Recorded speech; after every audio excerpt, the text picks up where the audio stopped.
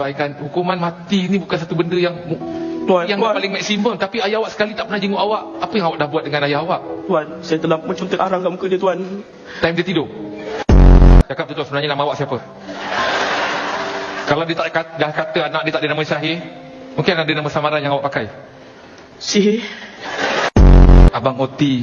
Bukan ni Alia minta. Alia cuma nak masa abang. Abang tahu tak? Alia nak... Jiran sebelah tu, suami dia bawa dia pergi holiday. Spend time dengan dia. Bukan bagi barang je. So, Alia nak abang bawa wife dia pergi holiday? Alia. Bukan abang. Abang tak pernah faham Tak, Alia. Alia nak masa. Sebab tu abang belikan jam.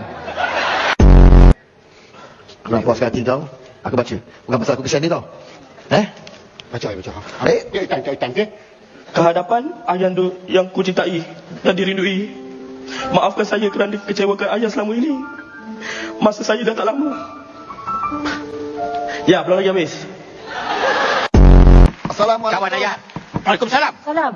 Assalamualaikum. Salam. Waalaikumsalam. Lancar anak-anak borak. Dah datang pula kobis ni. Mana kawannya yang tadi lu cerita? Ha? Kawannya yang tadi lu cerita mana? Okey. Ha, okey. Ni patung Squid Game ke? Ha?